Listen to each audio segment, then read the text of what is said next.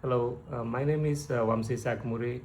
I'm a physical therapist from Bakersfield, California, and I was diagnosed with obstructive sleep apnea many years ago. And I had several sleep studies done at home sleep study or in hospital level 1 study where with the CPAP, without the CPAP. My AHI score was 44. That was apnea hypopnea index score. Mine was severe, even though I look thin and skinny, but I also have a recessed chin. That's called retrognathia.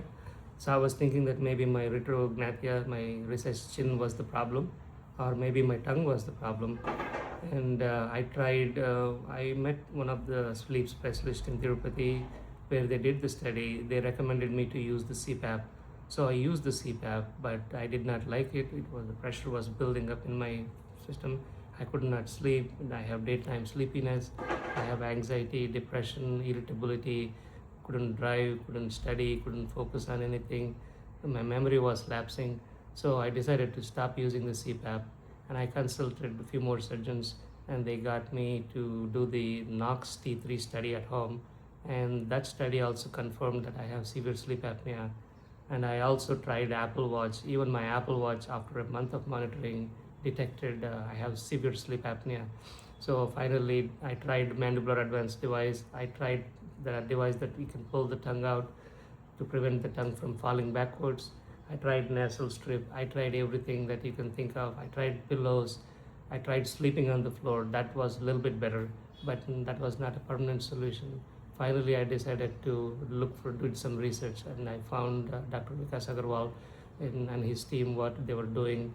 And then I went through their website, and I really liked the way they described the surgery, like bridge palatoplasty, which is exactly what I needed. In my case, I have blockage in my nose, and I also have blockage in my throat, and I knew that actually.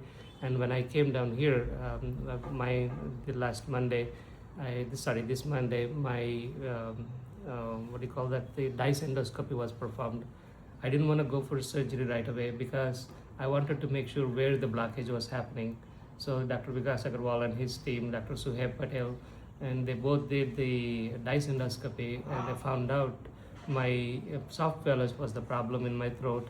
It was not the tongue that was falling backwards, or it was not the jaw, my small jaw, that was causing the blockage. It was the soft palate. So they recommended me to the palatoplasty, remove the soft palate, tonsillectomy. I said okay. And they also went through my nose, and I found out I had deviated nasal septum, and my turbinates were larger. So that's why I could not breathe through my nose. I had to spend extra energy to breathe. So I decided to go for a surgery to my nose as well. I know it's a lot to get it done both at the same time, but I came from US. I spent a lot of money already. Might as well get it done, bite the bullet, and then take the chance. And I trusted Dr. Vikas Agrawal and his fellow Dr. Suhaib Patel. Fantastic, phenomenal care, the nursing and everything. I'm very happy. So today is day 4 for my surgery. I got my the bandages got removed from my nose yesterday, and before I could not be able to lie flat supine because I feel like I'm going to choke to death. There are many instances where I got like a seizure-like activity. I fell out of the bed. The situation was really bad. Last night, for the first time, I trusted myself. I lied flat, and I did not die. So obviously there is a little bit of swelling and things like that, but that will resolve, and then my breathing will improve. But I noticed that I could be able to breathe better through my nose now, without any extra effort. So if you have blockages, and then please consult Dr. Vikas Agrawal, and then he will guide you. And I also thought of going for mandibular advancement, and Dr. Agrawal said I don't need to do that because soft palate would take care of it. So if I want to go for cosmetic reasons, maybe that's my personal choice. But for sleep apnea, I don't need, he didn't recommend me to go for mandibular advancement for myself. But breathing better now. And for me, please, sleep apnea is a silent killer, and please don't waste. Don't wait. Get it taken care of. Get it taken care of by proper professional, because this is a silent killer. It will cause dementia, heart attack, abnormal heart rhythms, high cholesterol, diabetes, and anxiety, depression, road traffic accidents, you name it. It will really eat your life away. So please, please, please, those people who can't use CPAP, doesn't work for them, surgery is the last resort. And please consult professional, which is Dr. Vikas Agrawal and his team, and his partner Suhaib Patel, doctor. So why did you come all the way from US? You are in the best country in the world. I did some research before I came here.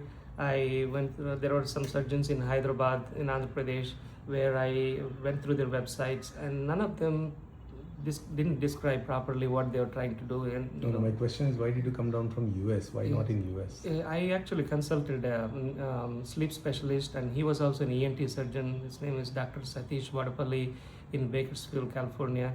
And he told me he recommended me the surgery to my nose and surgery to my throat and DICE endoscopy as well. But I didn't go that route, but I liked what Dr. Vikas Agrawal was doing, and he came up with his own technique, that new surgery, and he also does a lot of research, and he also does the paper presentation and all those things, which really attracted me. So I decided to take a leap, and then I flew from Los Angeles to Chennai last week, and then I got my blood test done, and then I came over here right away. And today is my 1 week of coming from US, and I trusted him, and he did a phenomenal job. I like what he was doing, so that's why I read about and watched the testimonials, and I finally chose. Yes, he is the doctor that I wanted to get operate on. I didn't want anybody to touch my throat without doing anything, so I wanted him to do the right from the beginning. So I don't want to do the half there and half here. All right. So when operating on the palate, there's a concern that voice will, change, pronunciations will go bad, or when you swallow, the water will come through your nose. Is anything of that sort of happening, or your voice is pretty normal? Your pronunciation. My voice seems to be normal, sir. Absolutely. I don't think I did not notice any change at all. And when you drink water, when you eat, nothing is coming in your nose? No, I did not notice it. I know obviously there will be a little bit of swelling there, naturally. So a little bit of difficulty will be there, but I'm thinking that it should resolve pretty soon. Because this is only day 4. Yes, day 4. Yeah, today 3 is days day are 4, completed. and you are going to discharge me today. So yes. that's what. So I'm really happy. I'm flying home, and I'm fine. Thank God this ended. I will follow up with Dr. Agrawal via Zoom call, and so that he could follow up over a period of time. But I'm really happy. But I advise you not to think, just take a plunge, but just get the DICE test done, all the tests that doctor recommend you. I suffered with this, and I don't want to suffer anymore, and I think it's done. So I thank you, Dr. Agrawal and Dr. Suhaib Patel and all his team at Specialty ENT Hospital in Mumbai. Thank you.